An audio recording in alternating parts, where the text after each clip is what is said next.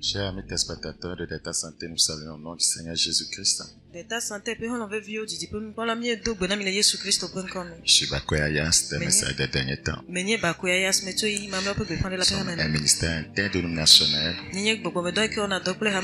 le but est de réveiller la sainteté qui dort au sein des assemblées chrétiennes. De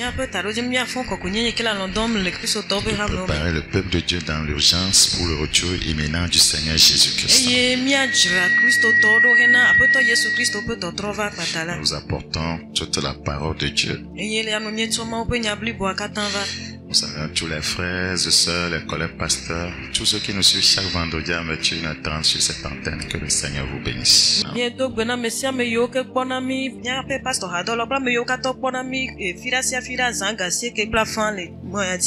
Nous sommes sur une série d'enseignements. Nous parlons du réveil spirituel par rapport au sommeil spirituel. Le sommeil spirituel et ses conséquences. Nous allons poursuivre, s'il vous plaît. Prions le Seigneur. Père, commandons ta parole. Souffle sur elle et révèle la mort. Merci pour cette grâce. Au nom de Jésus, nous avons prié. Nous considérons Ésaïe chapitre 56. Ésaïe chapitre 56, le verset 10. Ces gardiens sont tous aveugles, sans intelligence. Ils sont tous des chiens muets, incapables d'aboyer. Ils ont des rêveries, se tiennent couchés, aiment à sommeiller. Qu'est-ce que le sommeil spirituel? Le sommeil spirituel est un signe qui montre que quelqu'un est dans une prison spirituelle. Le sommeil spirituel dénote que vous n'êtes pas conscient de votre état actuel. Ils sont aveugles.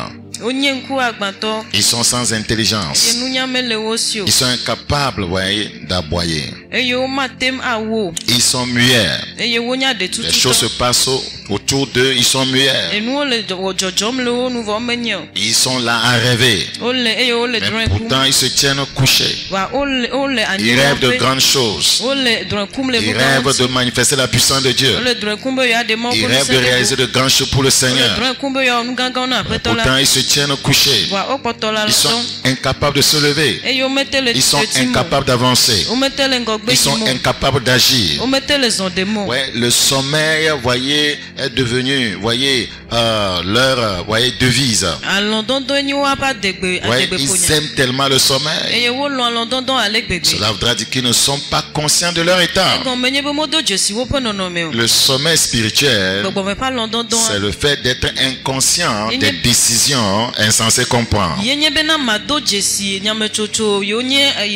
C'est être aveugle des réalités qui nous entourent. C'est un état de manque de veille ou de vigilance spirituelle. Et le sommeil, voyez, spirituel a des conséquences néfastes, dangereuses. Le sommeil spirituel rend pauvre. Le sommeil spirituel suscite des vagues et des flots. C'est un rappel, hein. Et ceci dans beaucoup de domaines, dans le domaine familial, au niveau de l'église, au niveau des affaires. Les flots vont surgir dans votre vie, les vagues, c'est-à-dire des problèmes, les difficultés, et vous emporter. Le sommeil spirituel permet à l'ennemi de semer de mauvaises herbes dans votre vie. Le sommeil spirituel entraîne la paresse et la distraction. Nous avons donné l'exemple d'Éticus. Il était distrait et il est tombé, ouais, du 3e étage comme un lézard.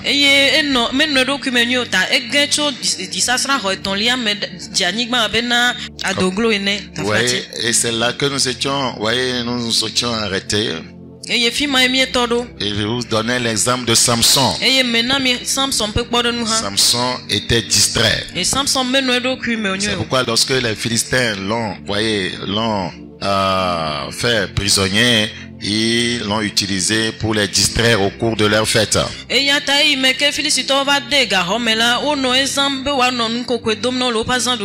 Voyez, Samson, n'était pas concentré.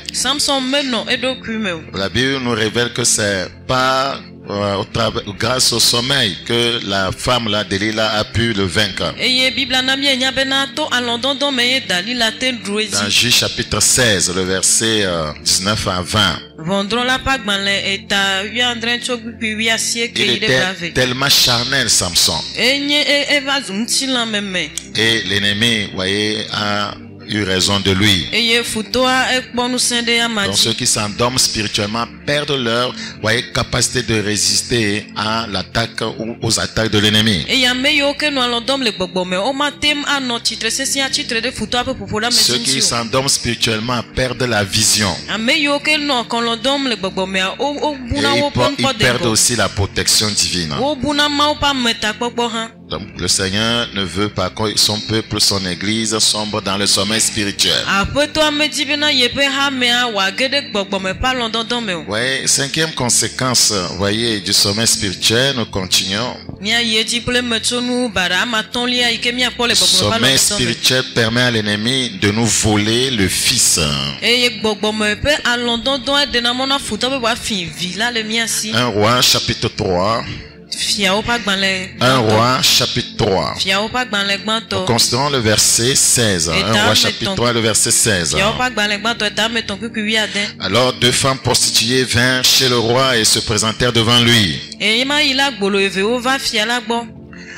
L'une des femmes dit: pardon mon Seigneur, moi et cette femme, nous demeurions dans la même maison et je suis accouché près d'elle dans la maison. 3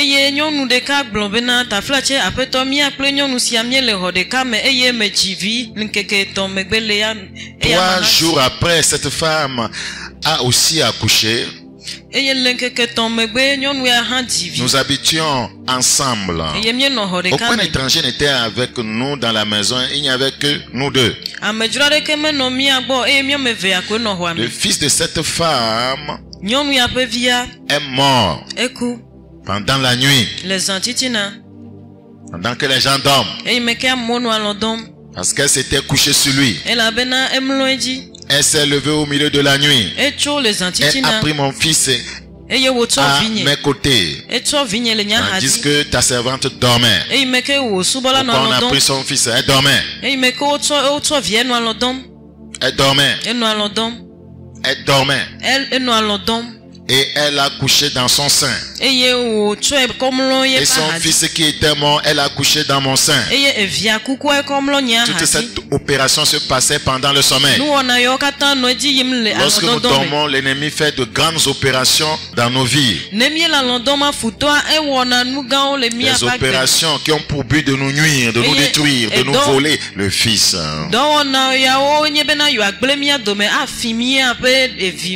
Le matin, je me suis levé pour allaiter mon fils. Et voici, il était mort. Si vous ne vous réveillez pas vite, le jour où vous vous réveillerez, vous verrez qu'il y a déjà beaucoup de dégâts. Quand elle s'était levée, l'opération était finie. L'ennemi avait déjà, voyez, fait ce qu'il fallait faire. Les gens pensent qu'il y a le temps pour se réveiller. Non, l'église se réveillera un jour. C'est quand le jour? Non, voyez, les fidèles se réveilleront un jour. C'est quand le jour? Non, les pasteurs se réveilleront un jour. C'est quand le jour? Non, les évangélistes se réveilleront un jour. C'est quand le jour? Peut-être l'année prochaine. Peut-être après 2 ans. Peut-être après 5 ans. Mais l'ennemi aurait fini de faire ses opérations. L'ennemi aurait fini de nous donner de grands coups. Je l'ai regardé attentivement le matin. Voici, ce n'était pas mon fils. que j'avais enfanté. L'autre femme dit au contraire, c'est mon fils qui est vivant et c'est ton fils qui est mort. Mais la première répliqua, nullement c'est ton fils qui est mort et c'est mon fils qui est vivant. C'est ainsi qu'elles parlèrent devant le roi. Voyez, la cause de cette dispute était le sommeil. La cause de cette dispute était le sommeil. C'est à cause du sommeil qu'on lui a pris son fils. Elle n'était pas éveillée. À cause du sommeil, beaucoup ont perdu Jésus. Ils ont perdu le Fils unique de Dieu. Ils ont perdu le prince de leur salut. C'est le sommeil qui était aussi la cause de la mort de ce fils. Car l'une des femmes s'était couchée sur son fils. C'est en dormant qu'elle s'est couchée sur son fils. Le sommeil l'a amené à tuer son fils.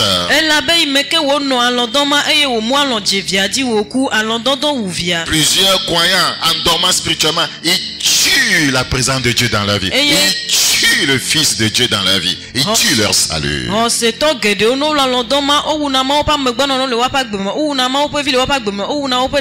Le sommeil spirituel est très dangereux. Pour garder Christ le Fils dans notre vie, pour garder Christ le Fils dans l'église, pour garder Christ le Fils dans nos foyers, nous devons être éveillés. Nous ne devons pas sombrer dans le sommeil spirituel. Beaucoup d'églises ont perdu le Fils. Beaucoup d'assemblées chrétiennes ont perdu le Fils. Et c'est le Fils mort qui règne, c'est-à-dire le diable. C'est le Fils mort qui règne, c'est pourquoi leur vie ressemble à celle des morts. Dans 1 Jean 5, le verset 12. 1 Jean chapitre 5, nous considérons le verset 12. Nous les lisons 1 Jean 5, le verset 12. Celui qui a le Fils a la vie. Si on te volait le Fils, ou bien si tu venais à, voyez, te coucher sur le Fils, à l'étouffer pour qu'il ne puisse plus, voyez, agir, œuvrer dans ta vie, alors tu n'auras pas la vie.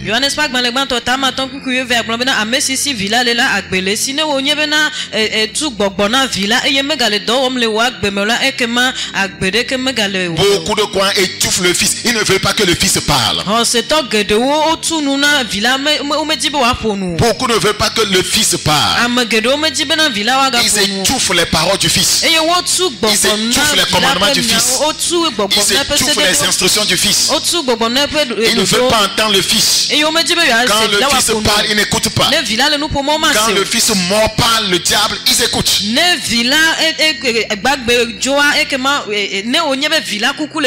Celui qui a le Fils a la vie. Celui qui n'a pas le Fils de Dieu n'a pas la vie. Si nous laissons voler le Fils, nous perdons la vie.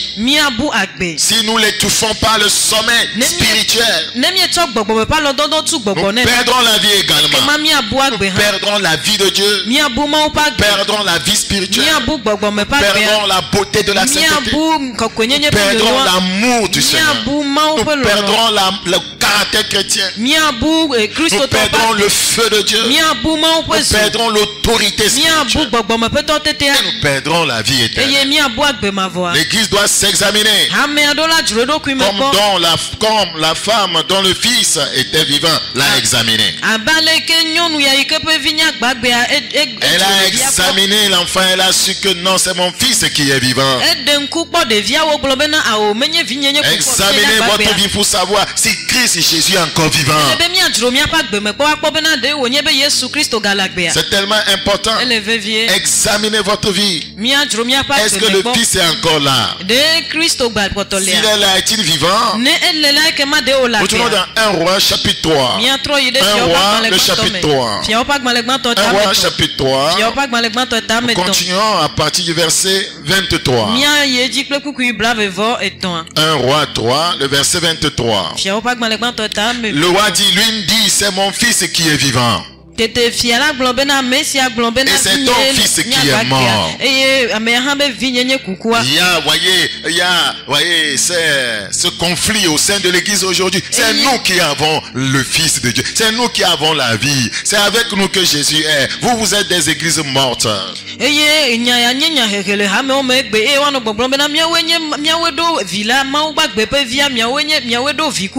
a la vie dans cette église. Il y a la mort dans l'autre. C'est ce qui se passe aujourd'hui.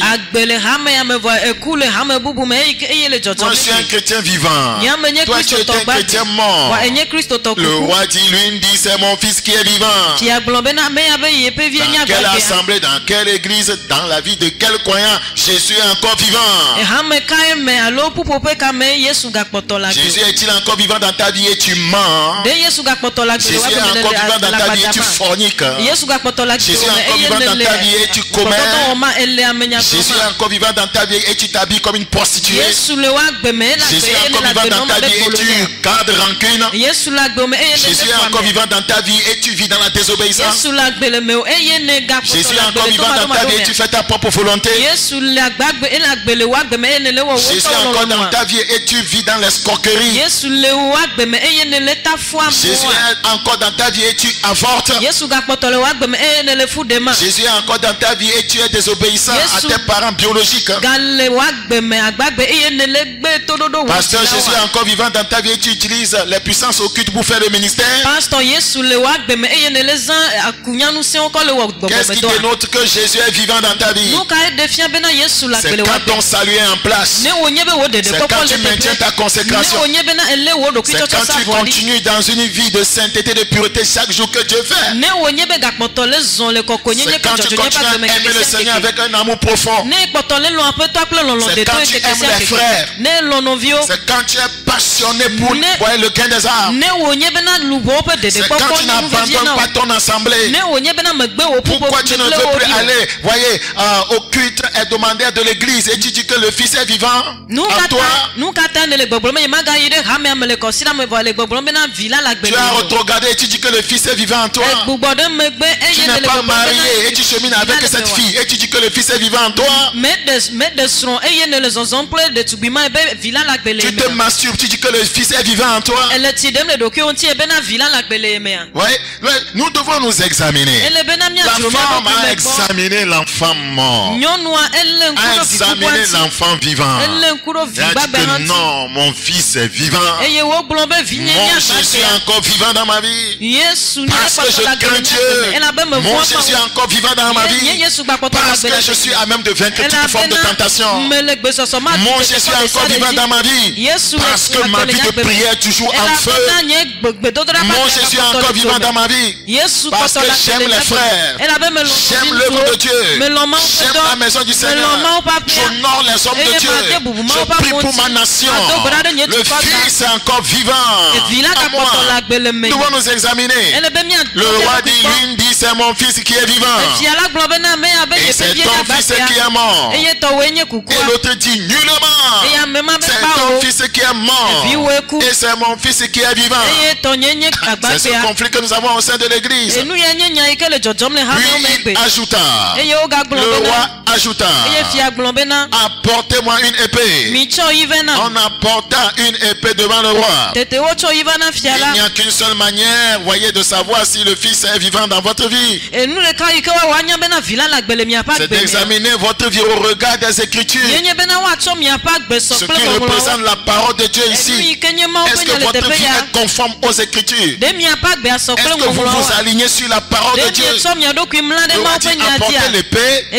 Nous allons examiner les choses. Nous allons voir qui, voyez, qui dont le Fils est vivant, qui a perdu son Fils, qui a Jésus qui ne l'a pas. C'est au regard des Écritures. C'est en analysant les Écritures. Les Écritures représentent l'épée ici. Et le roi dit, coupez en deux l'enfant qui vit et donnez-en la moitié à l'une et la moitié à l'autre. Si le Fils est vivant en vous, vous n'allez pas aimer la méchanceté. Si le Fils, voyez, vivant en vous, vous n'allez pas aimer faire du mal à quelqu'un. Une des femmes va dire couper l'enfant. Ça veut dire que la méchanceté en elle, c'est son fils qui est mort.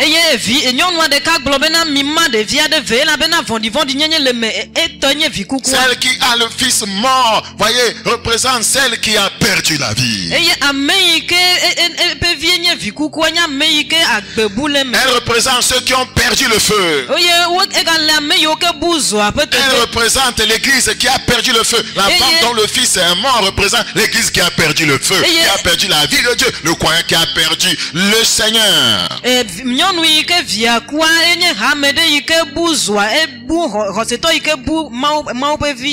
la cause, c'était le sommeil. Elle s'était couchée sur lui. Elle a étouffé.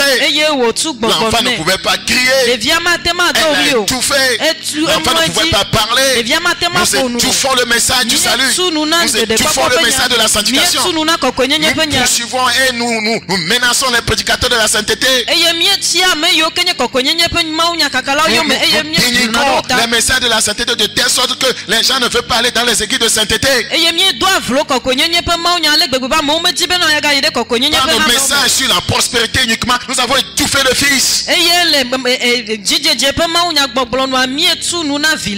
Ma prière, c'est que, voyez, tu laisses le Fils encore parler dans ta vie. Le verset 26, alors la femme dont le Fils était vivant sentit ses entrailles s'émouvoir pour son Fils.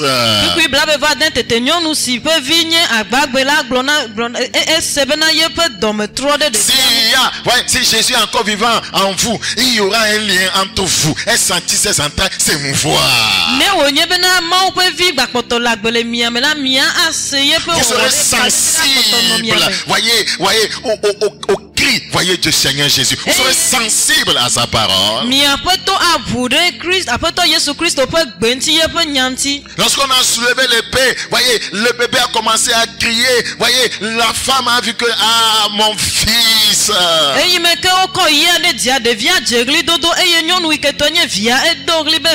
Et aujourd'hui, les croyants, qu'on méprise Jésus, que les gens, voyez, badinent la parole de Dieu, que les gens se moquent de la parole de Dieu sans leur dire rien.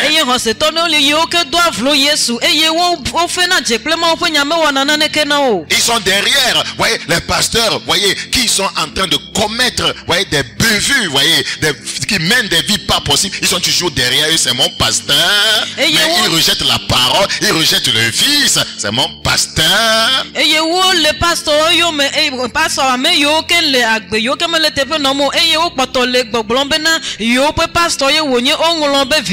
Il les appelle, ce pasteur, voyez, pour coucher avec les femmes dans son église. Il veut les coucher avec, il veut commettre adultère.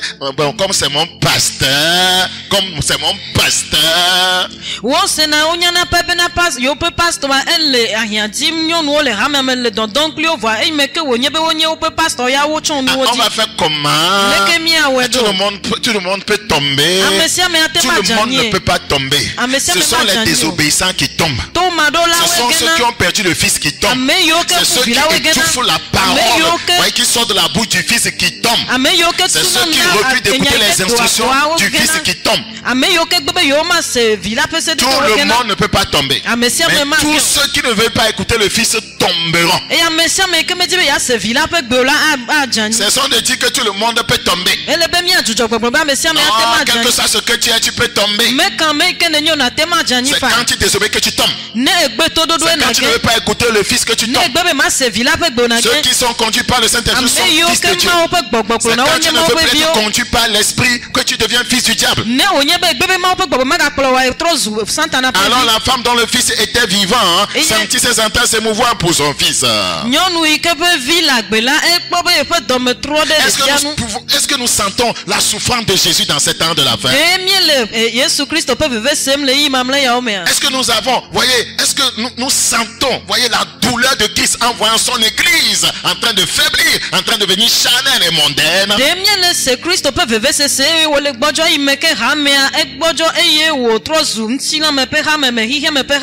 En voyant que la vie de Dieu, voyez, la vie de Christ est en train de se détruire dans, voyez, l'église. En voyant que, voyez, Jésus, on veut tuer Jésus encore dans l'église. Est-ce que nos entrailles se meuvent?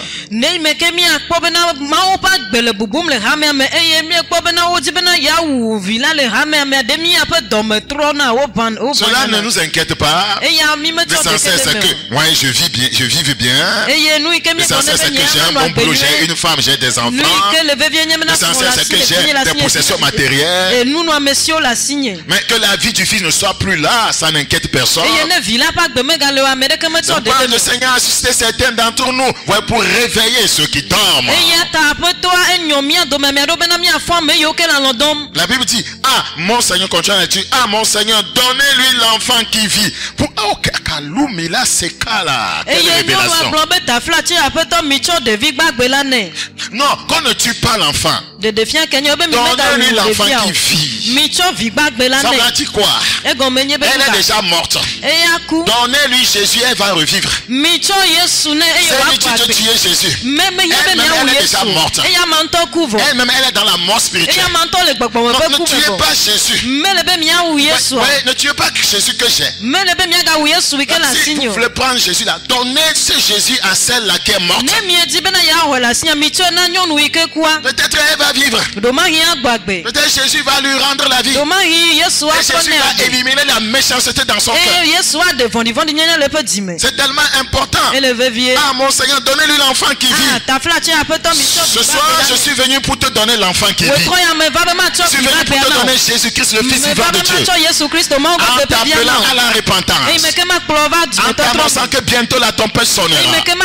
Les morts en Christ ressusciteront premièrement. Et nous les saints vivants, nous serons ensemble enlevés avec eux à la rencontre du Seigneur dans les airs.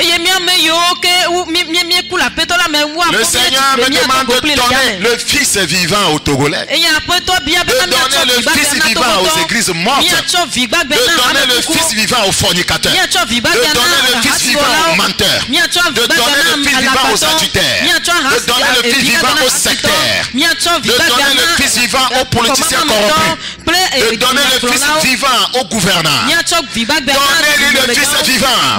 Le Togo a besoin du Fils vivant. Le Togo n'a pas besoin de la sorcellerie. Le Togo n'a pas besoin du charlatanisme. Le Togo n'a pas besoin, voyez, de l'occultisme, du spiritisme, mais du Fils vivant. Amen. Donnez aux nations le Fils vivant. Donnez aux familles le Fils vivant. Donnez aux couples le Fils vivant. Donnez, voyez, aux commerçants. Donnez aux professeurs. Donnez aux intellectuels le Fils vivant. Pourquoi le Fils mort? C'est pourquoi il contredit sa parole de Dieu. Pourquoi le Fils mort? C'est pourquoi il peut faire des sacrifices rituels. Pourquoi le Fils mort? C'est pourquoi il peut avoir 2, 3, 4, 5 voire 20 femmes. Pourquoi le Fils mort? C'est pourquoi voyez, ils ne veulent pas l'avancée de l'église. Donnez-lui le Fils vivant. Ouais, on ne peut que donner ce qu'on a. Et un gars qui dit la plus belle fille ne peut que donner ce qu'elle a. Église du Seigneur, donnez au monde, donnez à votre entourage le Fils vivant, c'est celui que nous avons.